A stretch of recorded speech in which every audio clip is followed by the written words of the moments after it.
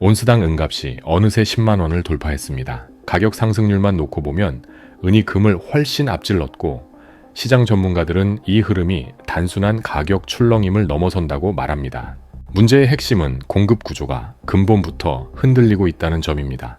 새로운 광산은 거의 나오지 않고 기존 생산량만으로는 늘어나는 수요를 감당할 수 없는 상황이 이어지고 있죠. 많은 이들이 앞으로 5년 안 은 시장의 진짜 분수령이 될 거라고 전망합니다. 그렇다면 은은 정확히 어떤 존재일까요? 흔히들 은을 금의 저렴한 대체품 정도로 생각하기 쉽지만 실상은 전혀 다릅니다. 은은 귀금속이면서 동시에 필수산업 원자재라는 이중적 성격을 가지고 있습니다. 금은 채굴되면 대부분 금고나 장식품 형태로 남아 다시 회수할 수 있지만 은은 다릅니다. 생산된 은의 상당 부분이 전자제품, 산업부품, 의료기기 같은 곳에 녹아 들어갑니다. 이렇게 쓰인 은은 제품 수명이 다해도 회수하기가 매우 어렵고 재활용 비율도 낮습니다. 이 구조적 차이가 은 시장의 독특한 수급 긴장을 만들어내는 첫 번째 원인이죠. 과거를 돌아보면 은 수요의 중심은 시대마다 완전히 달랐습니다. 1960년대부터 2000년대 초반까지는 사진 필름이 은 소비를 주도했습니다. 하지만 디지털 카메라가 등장하면서 필름 산업은 급속히 무너졌고 은 수요도 함께 꺾였죠. 당시 은 가격은 바닥까지 내려앉았고 많은 이들이 은의 시대가 끝났다고 생각했습니다. 그런데 얼마 지나지 않아 스마트폰과 디지털 기기 붐이 일어나며 새로운 수요가 살아났습니다. 2011년에는 은 가격이 급등했지만 이때는 좀 달랐습니다. 중국의 대규모 경기 부양과 투기 자금이 시장으로 몰리며 거품이 형성됐고 실물 수요는 그만큼 뒷받침되지 않았습니다. 결국 거품은 터졌고 은 가격은 다시 급락하며 긴 침체기를 맞았죠. 하지만 지금은 그때와 분명히 다릅니다. 현재의 은 수요는 투기가 아니라 진짜 산업 현장에서 나오고 있습니다. 태양광 패널, 전기차, 통신망, 의료용 항균 소재까지 은은 첨단 산업 곳곳에 필수 요소로 자리 잡았습니다. 전 세계 연간은 생산량 중 절반 이상이 이런 실물 산업으로 흡수되는 구조입니다. 특히 태양광 산업에서 은의 역할은 결정적입니다. 태양전지 내부에서 전기를 모으고 전달하는 핵심 부품은 높은 전도성과 부식 저항성을 요구합니다. 현재 기술로는 은을 빼고 이 조건을 만족시키기가 사실상 불가능합니다. 전기차 역시 마찬가지입니다. 기존 내연기관차보다 훨씬 많은 전자 부품과 배터리 제어 시스템이 들어가고 그 안에 은이 쓰입니다. 기지국의 통신망과 데이터 센터도 마찬가지로 은을 필요로 합니다. 결국 이들 산업이 성장할수록 은 소비도 함께 증가하는 구조가 만들어진 겁니다. 그런데 공급 쪽은 상황이 전혀 다릅니다. 대부분의 은은 순수 은광산에서 나오는 게 아니라 구리나 납 같은 다른 금속을 캘 때 부산물로 얻어집니다. 독립적으로 운영되는 은광산은 전 세계적으로 손에 꼽을 정도로 적습니다. 그래서 은 생산을 늘리려면 구리나 아연 광산 같은 대형 프로젝트가 새로 열려야 합니다. 문제는 이런 광산 개발이 기획부터 가동까지 최소 5년 이상 걸린다는 점입니다. 수요는 지금 당장 늘어나는데 공급은 몇 년 뒤에나 따라올 수 있는 구조적 격차가 생긴 겁니다. 그 결과 은 시장은 수년째 생산량보다 소비량이 많은 적자 상태를 이어가고 있습니다. 그럼 부족한 물량은 어디서 메워질까요? 바로 재고입니다. 런던 금속 거래소를 비롯한 주요 보관 창고에 쌓여있던 은이 시장으로 계속 흘러나가고 있습니다.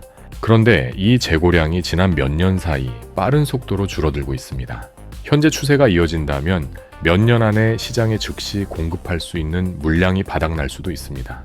여기에 하나 더 투자 수요까지 겹쳐졌습니다. 인플레이션 우려와 화폐 가치 하락에 대한 불안이 커지면서 많은 투자자들이 실물 자산을 찾기 시작했습니다.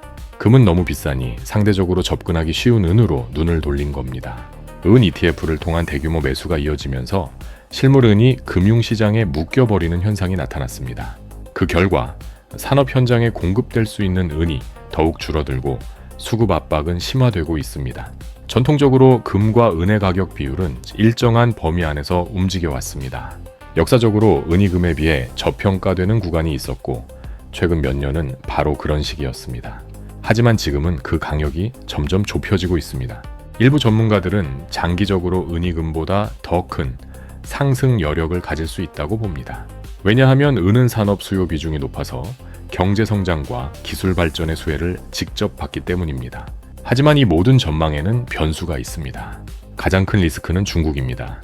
중국은 전 세계 제조업의 중심이자 가장 큰 은소비국 중 하나입니다. 중국 경기가 둔화되거나 무역 환경이 악화되면 은수요는 급격히 꺾일 수 있습니다. 또 미국의 금리 정책과 달러 강세 여부도 중요한 변수입니다. 금리가 오르고 달러가 강해지면 실물 자산 투자 매력이 떨어지고 은 가격에도 부정적 영향을 줍니다. 인플레이션 방향과 관세 정책 변화 역시 수요와 투자 심리를 동시에 흔들 수 있는 요소입니다. 그렇다면 은은 언제까지 캘 수 있을까요? 일부 매장량 추정에 따르면 경제성 있게 채굴 가능한 은 자원은 수십 년 내에 바닥날 수 있습니다. 새로운 광산 개발은 높은 비용과 까다로운 환경 규제, 긴 개발 기간 때문에 쉽지 않습니다. 그럼 재활용으로 해결할 수 있을까요? 실제로 고철이나 폐전자 제품에서 은을 회수하는 작업은 이루어지고 있습니다. 하지만 이건 가격이 높을 때만 경제성이 있고 회수량도 제한적입니다. 재활용은 일시적인 보완책일 뿐 구조적인 공급 부족을 근본적으로 해결하지는 못합니다. 은 시장에는 또 다른 특징이 있습니다. 바로 시장 규모가 금에 비해 훨씬 작다는 점입니다. 작은 시장은 소수의 큰 자금이 움직이면 가격이 크게 흔들립니다. 과거에는 월스트리트 배츠 같은 개인 투자자 집단이 은 매수를 주도하며 가격을 급등시킨 사례도 있었습니다. 이런 구조 때문에 은은 단기적으로 매우 변동성이 큰 자산입니다. 향후 시나리오는 크게 두 가지로 나뉩니다. 낙관적 시나리오에서는 탄소 중립 정책이 강화되고 태양광과 전기차 산업이 폭발적으로 성장합니다. 공급 부족은 극단적 수준까지 심화되고 은 가격은 역사적 고점을 향해 치솟습니다. 반면 비관적 시나리오도 있습니다.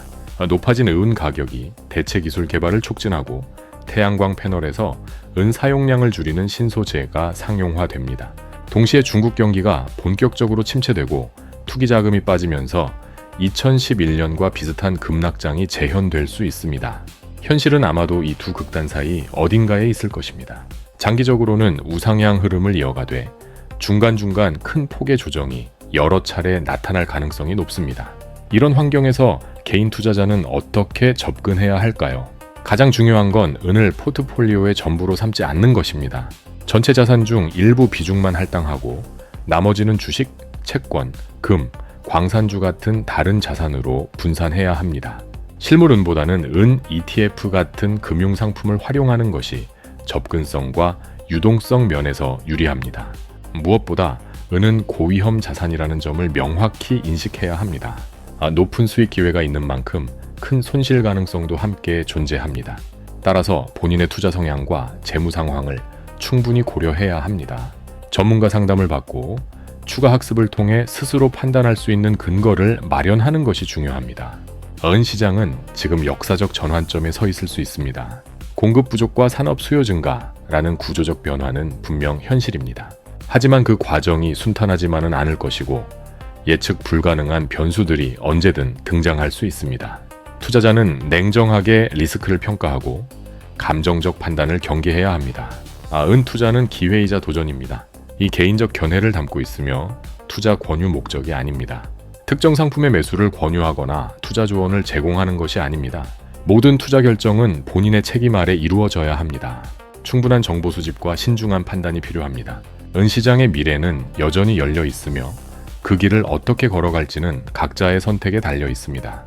영상이 유익하셨다면 구독과 좋아요, 댓글로 여러분의 생각을 들려주세요. 시청해주셔서 감사합니다.